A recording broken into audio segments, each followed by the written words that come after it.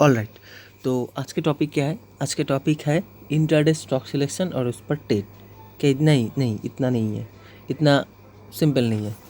तो चीज़ों पे ध्यान रखिए। तो देखिए, इंट्राडे स्टॉक सिलेक्शन क्या है। इंट्राडे बहुत सारे क्वेरीज आई है व्हाट्सएप पे, जो लोग बताते हैं कि सर इंट्राडे में स्टॉक सिलेक्शन कैसे करें। देखो, ट्रेड तो आप लोग भी लेते हो, आप लोग को भी लेना आता है, ठीक है। तो इंट्राडे में क्या होता है, इंट्राडे में आप लोगों को मूवमेंट कैप्चर करनी होती है, ठीक है, स्टॉक की मूवमेंट। और स्टॉक की मूवमेंट कैसे फाइंड आउट होती है? इससे स्टॉक की मूवमेंट फाइंड आउट होती है। ये चीज़ क्या है? ये है डैम। डैम का मतलब एक एवरेज मूवमेंट होता है हर एक स्टॉक की, ठीक है। हर एक स्टॉक की एक एवरेज मूवमेंट, जैसे कि मान लो रिलायंस और एसबीआई, दोनों का मूवमेंट एक नहीं होगा। कोई बड़ा होगा तो कोई किसी का छोटा होगा। तो लेट्स से कि रिलायंस एक दिन में 50 से 60 रुपए की मूवमेंट देती है, तो सिमिलरली एसबीआई 50 से 60 रुपए की मूवमेंट तो नहीं दे सकता है। वो कितना देगा? 8 से या 10 रुपए। जिसका जितना वैल्यू उसका उतना मूवमेंट। ये 650 रुपये की स्टॉक है। क्या ये एक दिन में 50 रुपये चल जाएगा? हाँ, हो सकता है एक दिन चला जाए, कोई अच्छा न्यूज़ आ जाए या कोई बुरा न्यूज़ आ जाए, तो एक दिन में 50-60 रुपये की न्यूज़ पर तो रैली कर लेगा। क्या वो हर रोज़ कर पाएगा? नहीं कर पाएगा। उसी को हम बोलते हैं एवरेज मूवमेंट, ठीक है। तो एवरेज मूवमेंट कैसे निकालते हैं? तो एक दिन का टाइम फ्रेम पिक कैंडल है, ये 1 डे की कैंडल है। इसका जो हाई और लो है, इस पे हम कर्सर रखेंगे। देखो, उसका हाई और लो हमें पता चल गया। इसका हाई क्या है? 671 और इसका लो क्या है? 653। इसका माइनस कर दो, जो मूवमेंट निकलेगा वही इसका एवरेज मूवमेंट है। तो एक मूवमेंट पे एवरेज मूवमेंट नहीं निकाला जाती है, ठीक है, एक दिन के कैंडल पे। तो हमें मिनिमम 5 से 7 नॉर्मल कैंडल चाहिए, कि जैसे कि ये सब नॉर्मल कैंडल है, ये नॉर्मल कैंडल है, ये नॉर्मल कैंडल है, ये वाला एड नॉर्मल है, ये एड नॉर्मल कैंडल है, ये जो कैंडल है ये एड नॉर्मल है। तो हमें इसी नॉर्मल कैंडल को, हाँ, हाई और लो को माइनस करके हम एवरेज मूवमेंट निकालते हैं, ठीक है। तो इसका एवरेज मूवमेंट निकल के आ गया है 8 डैम। अब आती है स्टॉक सिलेक्शन। ये एक मैजिक है, ठीक है, ये एक मैजिक है। बहुत सारे लोगों को ये पता नहीं है, ठीक है। बहुत सारे लोग किसी और तरीके से, हर किसी का हर एक एंगल होता है ट्रेड लेने के, हर किसी का एक अलग अलग स्टाइल होता है ट्रेड लेने की। मेरा स्टाइल ऐसा है तो मैं ऐसे ट्रेड लेता हूँ, ठीक है। और अभी आते हैं इस डैम किस काम के है, ठीक है। डैम एक ऐसी चीज़ है, आपको इससे स्टॉप लॉस, टारगेट, या फिर आप बोल सकते हो कि आपने ट्रेड लिया, आपको पता चल गया कि आपका कितने रुपए की लॉस इस पे हो सकता है और कितने रुपए आपका टारगेट मिल सकता है। आप लोग बोलते हो ना, रिस्क मैनेजमेंट, मनी मैनेजमेंट, वो इससे कैलकुलेट हो जाएगा, इस चीज़ से कैलकुलेट हो जाएगा, ठीक है। तो मान लो ये LIC का स्टॉक है, ये मंडे के लिए है, 19 सितंबर के लिए। तो मान लो LIC यहाँ पे ओपन होगा, ओपन होके नीचे ब्रेक कर दिया। तो ये जो ब्रेकिंग कैंडल है, इस ब्रेकिंग कैंडल के लो के नीचे हम ट्रेड लेंगे, ठीक है। तो ये जो ब्रेकिंग कैंडल फॉर्म हुआ 5 मिनट में, इसका 2 रुपये का मूव हो गया। तो हमारे पास डैम कितना है? 8 पॉइंट का मूवमेंट देता है, तो 2 रुपये का मूवमेंट हो गया। तो नीचे हम और कितना लगा सकते हैं ट्रेड? अननेसेसरी तो 650 से 600 नहीं आ सकता है ना। ऐसा तो 1 या 2 दिन होगा, हर दिन तो नहीं होगा। लेट्स से कल ही नहीं होगा, तो क्या आप 50 रुपये टारगेट लगा के तो नहीं बैठ सकते। तो हमें 6 रुपये के लिए टारगेट के लिए बैठ सकते हैं। 650 पे हमें मिल गया ट्रेड, तो हम 640 से 645 तक हम के ट्रेड ले सकते हैं, ठीक है। तो ऐसे हमें ट्रेड श्योर शॉट मिलता है, कंफर्म ट्रेड होता है। अगर मान लो एक ऊपर भी चला गया तो 2 रुपये का स्टॉप लॉस है ऊपर, 2 रुपये में हम निकल गए। 100 रुपये की 100 क्वान्टिटी लिए, 2 रुपये में 200 रुपये ट्रेड में आउट हो गए। और अगर टारगेट मिलता है तो 6 रुपये का टारगेट मिलेगा, 600 रुपये, मतलब 200 रुपये के रिस्क पे आपको 600 रुपये की प्रॉफिट मिल रहा है। तो ये अच्छा खासा प्रॉफिटेबल ट्रेड हो सकता है। अगर LIC में, मैं ही ये एग्जांपल दे रहा हूँ, हो सकता है नहीं भी हो सकता है हो भी। यहाँ से एक बाइंग कैंडल मिलता है तो आप बाइंग कर सकते हैं। ये हमारा स्पिनिंग टॉप या कुछ भी, बुलिश इनगल्फिंग, इनसाइड बार कैंडल, जो भी आपका कैंडल स्टिक पैटर्न आप जिस पे भी वर्क करते हो वो मिले तो आप बाइंग कर सकते हो, ठीक है। और इंट्राडे स्टॉक सिलेक्शन, अब उस पे आते हैं जो मेन टॉपिक है। इंट्राडे स्टॉक सिलेक्शन के लिए जो स्कैनर वगैरह होती है आप उसका भी यूज़ कर सकते हो। जैसे कि मैं कुछ कुछ का बता ही देती हूँ। जैसे कि एक होता है ओपन हाई ओपन लो, वो स्टॉक आप सिलेक्ट कर सकते हो, उससे स्टॉक सिलेक्शन हो जाएगा आपका। ओपन हाई क्या होता है, एक वो भी वन डे के कैंडल पे ही स्कैनर है, ठीक है। उसका जो कैंडल है उसका ओपन और हाई सेम होता है, उसके बेसिस पे एक स्कैनर होता है। उसका लो ब्रेक हुआ, आपने ट्रेड लिया, ठीक है। वो एक कैंडल है, वो वन डे के टाइम फ्रेम पे भी कैलकुलेट है। दूसरा होता है इनसाइड बार कैंडल, एक कैंडल बना मदर कैंडल, उसके अंदर ही एक कैंडल बन गया, उसका लो ब्रेक हुआ, आपने ट्रेड लिया, ऐसा हो गया, ठीक है। तीसरा होता है एक bullish pin bar. Bullish pin bar क्या होता है, लाइक हैमर, उसका छोटा सा वीक भी हो सकता है अपसाइड। ये बुलिश पिन बार, ये होता है सपोर्ट पे, उसके आधार पे एक स्कैनर होती है। दूसरा होता है बेयरिश पिन बार, जैसे कि शूटिंग स्टार, वो होता है रेजिस्टेंस पे। अगर रेजिस्टेंस पे अगर इस कैंडल स्टिक फ्रॉम हो तो आप उसका लो ब्रेक होने के बाद सेल कर सकते हो। वो भी एक अलग अलग मैथमेटिकल पॉइंट से उसको कैलकुलेट करके स्कैनर, जैसे कि चार्टिंग पे बहुत अच्छा स्टॉक निकलते हैं इस टाइप के स्कैनर, सिर्फ चार्टिंग पे ही मिलता है, ठीक है। आप उसका भी यूज़ कर सकते हो, बट मैं स्कैनर वगैरह यूज़ नहीं करता। मैं रैंडम चार्ट देखता हूँ। रैंडम चार्ट मतलब मेरे पास 500 से 600 का एक स्टॉक लिस्ट है अलग अलग, ठीक है। जैसे कि कैसे मैंने डिवाइडेड किया, मिनिमम 300 रुपये की स्टॉक मैं इंट्राडे के लिए लेता हूँ। 300 से 500 रुपये तक एक अलग लिस्ट, 500 से 1000 रुपये की एक अलग लिस्ट, और 1000 से 1000 से 150 तक एक अलग वॉच लिस्ट। ऐसा करके मेरे पास 500 से 600 की एक वॉच लिस्ट है। मैं उस वॉच लिस्ट को हर रोज़ देखता हूँ, हर रोज़ रेगुलर डेली उस पर वर्क करता हूँ, डेली देखता हूँ। डेली देखने के बाद क्या पता चलता है कि मान लो मैंने LIC का स्टॉक मेरे पास आया, मैं ऐसे रैंडमली सर्च करता रहा, LIC आया, तो LIC के चार्ट में मुझे दिख रहा है एक सपोर्ट ये है, दूसरा सपोर्ट ये है, तीसरा सपोर्ट लेने जा रहा है। हो सकता है ले भी ले या फिर ना भी ले, तो मुझे LIC पे एक ट्रेड मंडे के लिए मिल सकता है। क्यों मिल सकता है, ये स्टॉक रडार पे है मेरे, एक हॉरिजॉन्टल लाइन मारा 2 सपोर्ट को खींच के, और मार्केट एकदम उसके पास है, ठीक है। देखो क्या हुआ, मार्केट बहुत दिनों से नीचे आ रहा था, LIC बहुत दिनों से नीचे आ रहा था, उसके बाद एक पुल बैक हुआ, एक रिट्रेसमेंट हुआ, वापस से उसी लेवल पे आया जिस लेवल से इसने रिट्रेसमेंट मारा, जहाँ से एक अच्छा खासा मंदी के बाद एक अच्छा खासा रैली भी हुआ LIC में, उसके बाद उसी लेवल पे आके अटक गया, अटक के वापस से थोड़ा बहुत अपसाइड में जाके नीचे आ रहा है। तो उसी लेवल के आसपास मुझे ट्रेड मिल गया, तो हो सकता है कल यहाँ पे एक ट्रेड मिल सकता है मंडे को। तो इसको मैंने अपने रडार पे रख लिया LIC को, ठीक है। दूसरा जो स्टॉक मेरे पास आया है कैप्लिन पॉइंट। कैप्लिन पॉइंट भी सेम चीज़ है, देखो इस पर भी डैम कैलकुलेट किया हुआ है मैंने, इस पर शायद कभी ना कभी ट्रेड लिया होगा तो डैम कैलकुलेट किया। मेरे जितने भी स्टॉक मेरे वॉच लिस्ट में है ना, उसमें 90 to 95% स्टॉक में ये डैम लिखा हुआ होगा, ठीक है। और डैम हर महीने चेंज होता है, ये चीज़ को आप ध्यान में रखना, ठीक है। ये हर एक मंथ में चेंज हो जाएगा, तो आपको हर एक मंथ इसको कैलकुलेट करना पड़ेगा, ठीक है। किसी मान लो आज ये स्टॉक 500 पे है, तो इसका एवरेज मूवमेंट 10 हो सकता है, तो अगले मंथ में आप देखोगे कि अच्छा खासा तेज़ी किया तो वो 1000 चला गया, तो इसका डैम चेंज होकर 20 भी हो सकता है, 15 भी हो सकता है 10 से नीचे भी आ जाए, 5 भी हो सकता है, और मूवमेंट पे डिपेंड करता है, ठीक है।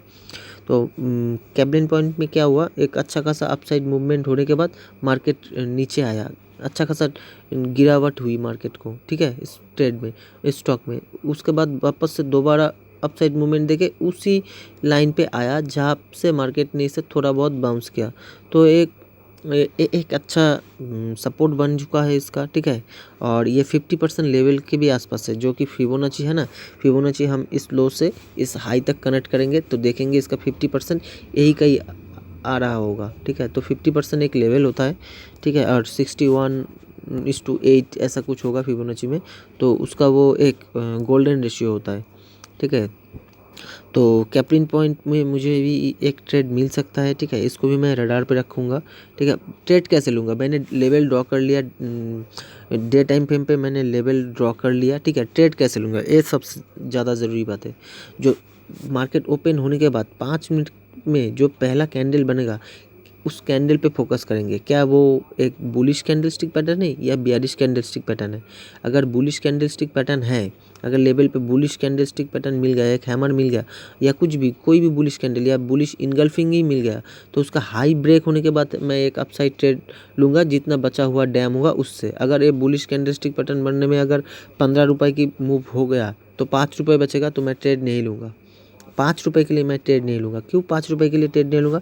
मान लो ये लेवल है, इस पे एक कैंडलस्टिक पैटर्न फॉर्म हुआ, ये स्टॉक 20 रुपये का मूवमेंट देता है, इसका हाई ब्रेक होने के बाद मैं ट्रेड लूँगा, ठीक है। बट इसका जो मूवमेंट है, यहाँ से यहाँ तक का जो मूवमेंट है, ये लगभग 15 रुपये का है। तो बचा हुआ डैम मेरा कितना आ गया? 5 रुपये। तो 5 रुपये के लिए मैं ट्रेड नहीं लूँगा। क्यों? क्योंकि 5 रुपये की ट्रेड के अगेंस्ट मुझे 15 रुपये की एसएल आ रहा है। इसको बोलते हैं रिस्क मैनेजमेंट और मनी मैनेजमेंट। तो मैं इस ट्रेड में नहीं बैठूंगा। क्यों? ये रूल्स है, कुछ रूल्स फॉलो करनी होगी। लेवल है, लेवल के ऊपर हैमर बनाया, हाई ब्रेक किया, मैंने ट्रेड लिया। ट्रेड कितना तक कर लूँगी मैं? जितना इसका डैम बचा हुआ है। अगर इसका 5 रुपये का डैम बचा है तो इसका एसएल कितना आएगा? एसएल आएगा 15 रुपये तक का। तो क्या मैं इस ट्रेड में बैठूंगा? नहीं बैठूंगा, कभी नहीं बैठूंगा।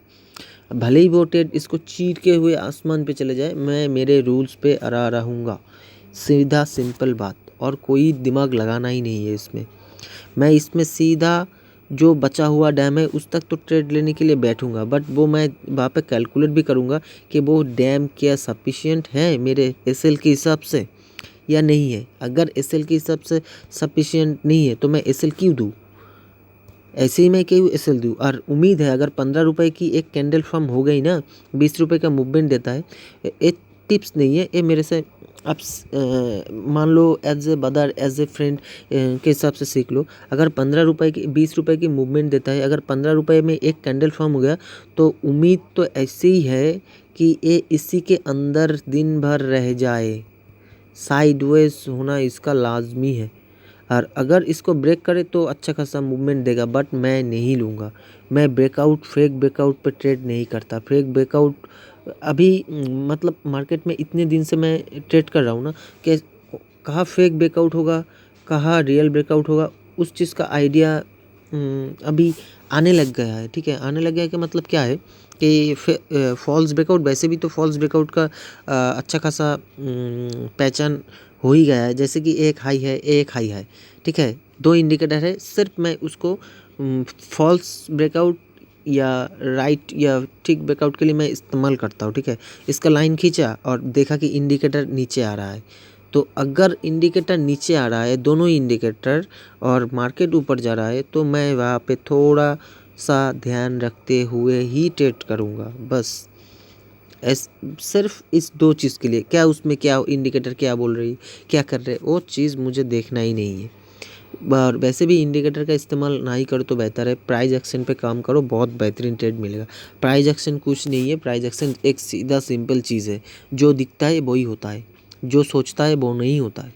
आप सोच रहे हो कि मार्केट नीचे जाएगा, मार्केट सोचने से नहीं होता है, मार्केट पे दिखने पे रिएक्ट करो। ठीक है, तो ये हो गया कैपलिन पॉइंट का ट्रेड। ठीक है, जो कि एक अच्छा खासा ट्रेड मिल सकता है। क्यों? क्योंकि मार्केट मेरे लेवल के आसपास आ गया है। ये मेरा लेवल है, आप लोगों के ना भी हो सकता है। ठीक है, तो आप आपके हिसाब से लेवल ड्रॉ करना, बट लेवल सही कब मानोगे? जब लेवल पे आपको रिस्पेक्ट देखेगा। जो लेवल पे रिस्पेक्ट नहीं करेगा उस लेवल पे ट्रेड नहीं बनेगा।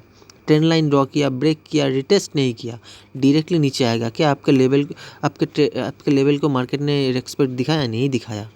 रिस्पेक्ट कब होगा? आपने ट्रेंड लाइन ड्रॉ किया, मार्केट ऊपर है, नीचे आया, रिटेस्ट किया, आप उस रिटेस्ट पे ट्रेड उठाओ। क्यों रिटेस्ट पे ट्रेड उठाओ? बहुत सारे लोग बोलेंगे कि ट्रेंड लाइन ब्रेक हुआ, रिटेस्ट किया, और उस स्विंग लो के नीचे आप ट्रेड उठा सकते हो। भाई मेरे भाई, स्विंग लेके नीचे अगर ट्रेड उठाएंगे तो एसएल कहाँ रखेंगे? इस रिट्रेसमेंट के हाफ पे। मार्केट तो वैसे ही रिट्रेसमेंट के हाफ पे जाके नीचे आ सकता है, तो एसएल हिट करके, एसएल हंट करके नीचे आएगा। तो एसएल वहाँ पे लगाओ। जैसे मार्केट नीचे आया, रिट्रेस किया, मैंने तुरंत रिट्रेसमेंट पे ट्रेड उठा लिया। क्यों? क्योंकि मेरा एसएल बहुत छोटा आ रहा है। इस ट्रेंड लाइन के ऊपर जैसे ही कैंडल सस्टेन करेगा, क्लोज करेगा, मैं ट्रेड से निकल जाऊंगा। अगर स्विंग लो के नीचे मैंने ट्रेड ही ले लिया तो एसएल क्या यहाँ पे रखूँगा? कितना बड़ा एसएल होगा? बहुत सारे लोगों को ये बहुत प्राइस एक्शन एक ऐसा चीज़ है ना, अगर आप लोग इस पे थोड़ा सा भी ध्यान दे दिया ना, आपका बहुत अच्छा ट्रेडिंग नॉलेज आ जाएगी। ठीक है, तो चलो आगे बढ़ते हैं। तीसरा जो ट्रेड है मेरे पास वो है सन फार्मा का। सन फार्मा का भी लेवल मैंने ड्रॉ करके रखा है, सेम चीज़ सन फार्मा में भी है। और आप लोग एक चीज़ नोटिस कर रहे होगे, देखो मार्केट नीचे से ऊपर गया है बट उस पर फॉल आ रहा है, रिकवरी हो रही है, बट मुझे दिख रहा है कि मार्केट ना एक जोन में फंस सकता है। ठीक है, क्यों? यहाँ पे एक फ्लैग जैसा कुछ बन सकता है, ऐसे ट्रायंगल पैटर्न भी बोल सकते हो, ऐसे कुछ बन सकता है, हो सकता है ना भी हो सकता है, वो आपके देखने पे होगा या मैं किस तरीके से ट्रेड लेता हूँ उस चीज़ पे होगा। और हमेशा ट्रेड डिमांड सप्लाई पे उठाओ। ठीक है, डिमांड सप्लाई एक बहुत अच्छा चीज़ है, उस पर ट्रेड करो। डिमांड सप्लाई मतलब जो आप सपोर्ट रेजिस्टेंस बोलते हो। ठीक है, ऊपर में नीचे में ये एक रेजिस्टेंस दिख रहा है मुझे, और ऊपर में और नीचे में एक सपोर्ट दिख रहा है। ठीक है, तो सन फार्मा में भी एक ट्रेड मिल सकता है, क्योंकि मार्केट नीचे से ऊपर गया है और रिकवरी के लिए नीचे भी आया है, बट यहाँ पे दोनों बहुत दिन बिताया है, उसके बाद एक छोटा सा अपसाइड मूवमेंट देके वापस से उसी लेवल पे आया है। तो हो सकता है कि कल भी ऐसे बाउंस दिखे। ठीक है, मार्केट पे, और नीचे भी आएगा, नीचे भी आ सकता है। तो नीचे जैसे ही ब्रेक करे, उस ब्रेकिंग कैंडल के लो पे मुझे एंट्री लेना है, और जितना बचा हुआ डैम है उस तक टारगेट लगाना है। ठीक है, सिंपल बात। तो तीसरा ट्रेड पे आते हैं, महिंद्रा लाइफ स्पेस। इस पे एक ट्रेंड लाइन से मुझे एक ट्रेड मिल सकता है। क्यों? महिंद्रा लाइफ स्पेस बहुत दिनों से अपसाइड मूवमेंट दे रहा है, देख रहे हो, मार्केट अपसाइड मूवमेंट दे रहा है। तो उम्मीद है अपसाइड मूवमेंट अगर दे रहा है तो कल भी यही से बाउंस आ सकता है। क्यों? लेवल हमेशा, अगर इंट्राडे ट्रेडर हो ना, तो मान लो कि लेट्स से मार्केट यहाँ है, तो यहाँ आके यहाँ आ जाए, यहाँ आ जाए, यहाँ आ जाए, तो लेवल हमेशा 5 वाला ड्रॉ करो। ऐसा नहीं कि यहाँ से यहाँ खरीदा और मार्केट आपका यहाँ है, तो ये से यहाँ आने के लिए तो आपका डैम ख़त्म हो जाएगा या इंट्राडे ट्रेड ना भी मिल सकता है। तो इंट्राडे ट्रेड अगर करना है ना, तो जहाँ पे स्टॉक की लेवल है, स्टॉक है, उसी के आसपास लेवल निकालने की कोशिश करो। तो मैंने जैसे कि कोशिश किया है, ऐसे ट्रेंड लाइन खींचा है, एक बार टच किया, 2 बार टच हुआ, तो मैंने एक ट्रेंड लाइन ड्रॉ कर दिया। ठीक है, तो मार्केट एकदम उस लेवल के आसपास ही है। तो हो सकता है, उम्मीद है कल यहाँ से एक मुझे ऐसा कैंडलस्टिक पैटर्न मिल जाए जिस पर मुझे बाइंग ट्रेड मिले। अगर ना भी मिले तो भी कोई बात नहीं, अगर लेवल तो इस लेवल को यहाँ से ऊपर जाना है या फिर नीचे आना है, होगा तो कुछ ना, इस दोनों में तो एक चीज़ होगा ही होगा। तो जो भी होगा उसके लिए तैयार बैठेंगे। अगर मुझे यहाँ से एक सेलिंग अपॉर्चुनिटी मिलता है तो मैं सेल करूँगा।